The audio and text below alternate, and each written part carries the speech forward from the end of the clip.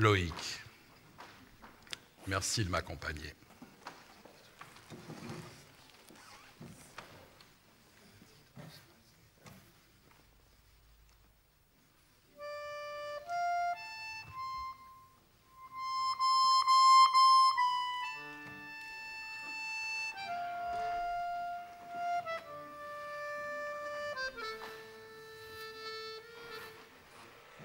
Il était une fois,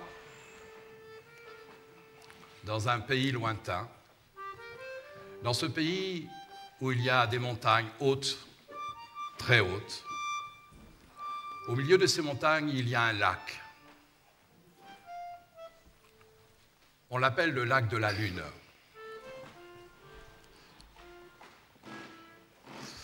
La Lune, elle, de temps en temps, elle aime bien descendre sur la Terre. Et la Lune, elle est contente quand elle voit le lac, son lac, alors elle se laisse descendre tout doucement. Elle arrive à la surface de l'eau du lac, et tranquillement, la Lune, elle rentre dans l'eau. Elle nage, elle flotte, elle plonge, elle replonge. Elle est heureuse, la Lune. Elle se nettoie, elle se fait belle. Et l'histoire dit que quand la Lune sort de l'eau, elle s'ébroue, et en s'ébrouant, elle dépose des pierres de lune au bord du lac. Et tranquillement, la Lune, elle remonte pour éclairer la moitié du monde. C'est comme ça depuis longtemps.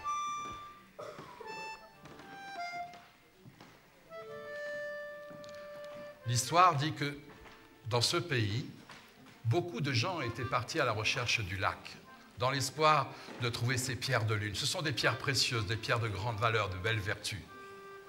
Et tous les gens qui étaient partis à la recherche du lac n'étaient jamais revenus. C'était un vrai mystère, c'était une rumeur, une légende. Et pourtant, il y a un homme, lui, il connaît le chemin du lac de la Lune.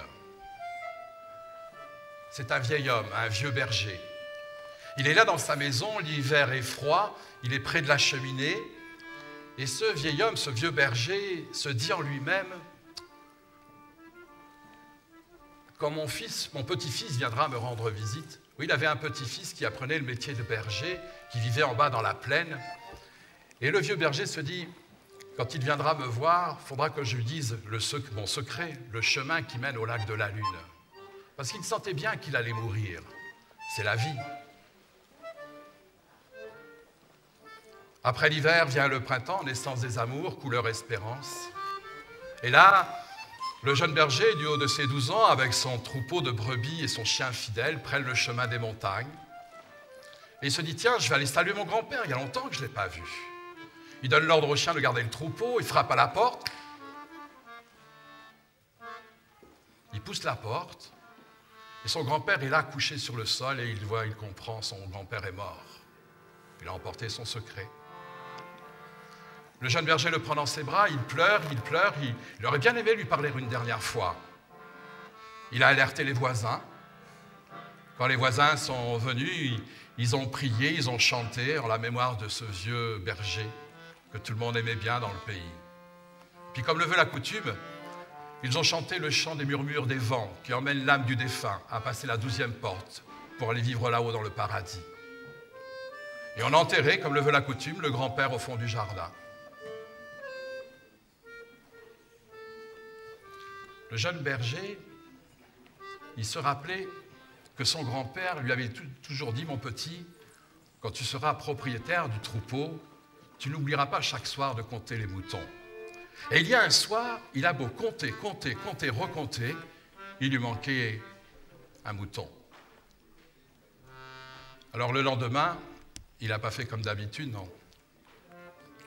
Il est allé saluer les bêtes, il a pris son sac, il a mis du pain, du fromage, et il est parti à la recherche du mouton égaré. Comme on dit dans les contes, il a mis le chemin sous ses pieds, et il a marché.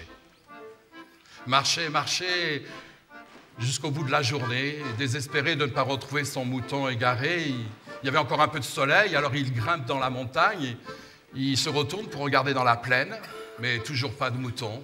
Alors il redescend pour rentrer à la maison, et tout d'un coup, il entend par la grâce de l'écho un bêlement qui venait de là-haut. Alors, il a grimpé.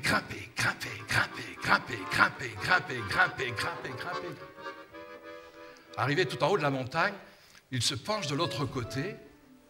Oh, la nuit étoilée, qu'est-ce qu'il voit au fond du ravin? Un lac, et au bord de ce lac, son mouton. Il est tellement content, il se met à courir, il fait attention de ne pas tomber, et quand il arrive, le mouton le reconnaît, il le prend, le met sur ses épaules pour rentrer à la maison. Et le jeune berger, il voit des pierres qui brillent. Il y en a des dizaines, des centaines, elles sont belles.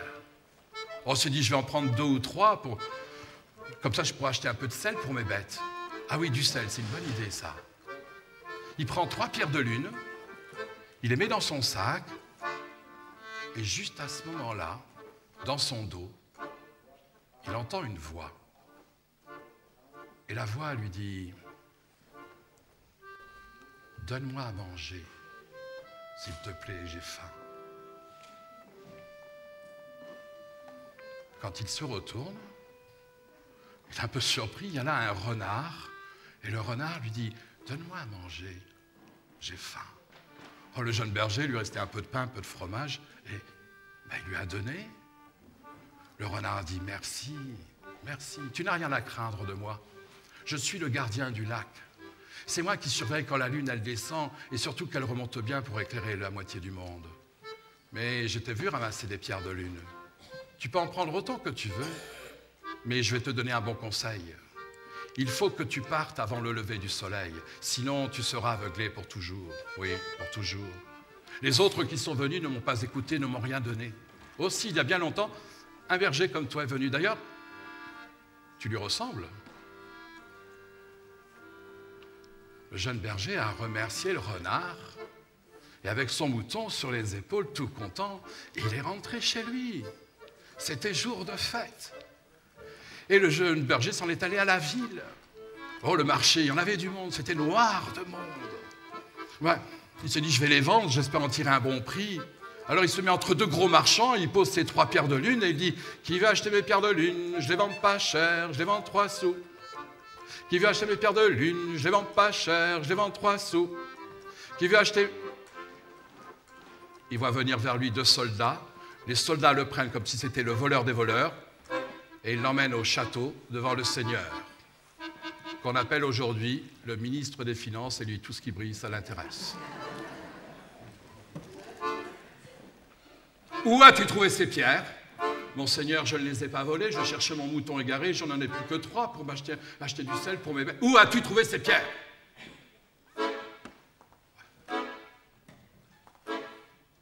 Il l'a dit, le chemin, le lac, la lune. Et vous savez comme moi que les bergers sont des bons guides. Alors ils ont remis le chemin sous leurs pieds. Le jeune berger montre le chemin, derrière lui le ministre et les soldats, et ils ont marché jusqu'au bout de la journée. Et ils ont grimpé. Et ils sont descendus, toujours le jeune berger en tête. Et sous la belle voûte céleste, le lac, les pierres de lune. Allez, ramassez les pierres! Et on a ramassé, à remplir les sacs, et encore, à remplir l'autre sac, et encore. Monseigneur, il faut partir avant le lever du soleil. C'est le renard qui me l'a dit. Sinon, on va être aveuglé pour toujours. On ne pourra pas retrouver notre... Tu ferais mieux de nous aider au lieu de raconter des bêtises. On a continué à ramasser.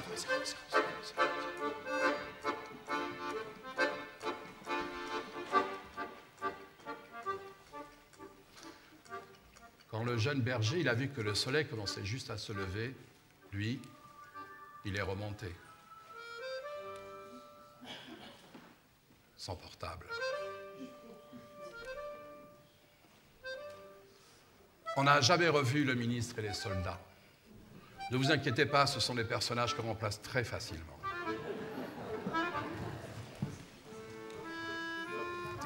Le conte dit que le jeune berger, il a grandi comme tous les enfants du monde. Que de temps en temps, il allait au bord du lac, ramasser les pierres de lune. Ce qu'il aimait bien, c'était en mettre au collier de ses brebis dans la nuit. Ça faisait une lumière. C'était beau à voir.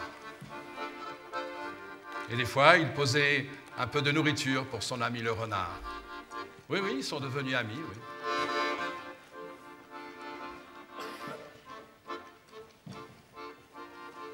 Et lui, le conte, il est fini.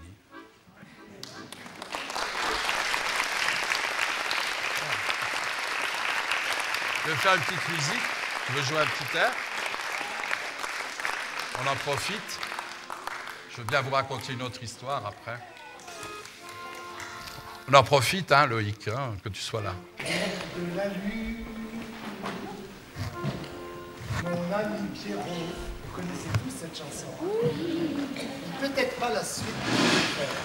Branchant la fenêtre de Marie là-haut, elle attend la folle et les bras ouverts. Danse la carmagnole dans la nuit d'hiver. Au clair de la lune, Pierrot d'Amérique, en lunettes d'écaille, oh mon Dieu quel chic, chante sa romance, amour du printemps. Quand il recommence, il s'y prend un temps. Au clair de la lune, mes amis m'ont dit, place de Pampelune, vous étiez jeudi. Une impératrice vous a embrassé. Non, c'est une actrice du théâtre français. Ce fut une histoire unique à Paris. J'ai gagné la gloire, j'ai perdu l'esprit, car l'impératrice m'eût aimé d'amour, tandis que l'actrice ne m'aima qu'un jour. Au clair de la lune, théâtre Guignol, juché sur la lune dans un si bémol, chante le poète aux 4 saisons, et qui perd la tête, qui donc a raison. Au clair de la lune, les oiseaux du ciel n'ont pas de fortune, ni ruche, ni miel. Ils déploient leurs ailes, ivres dans l'azur.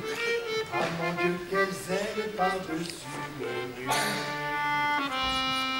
Au clair de la lune, ainsi va le temps.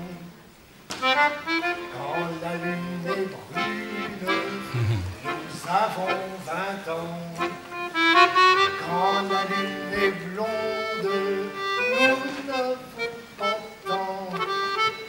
Ainsi va le monde depuis bien longtemps.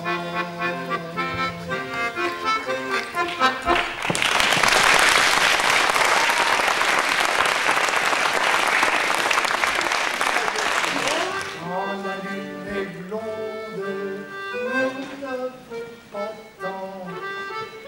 Ainsi va le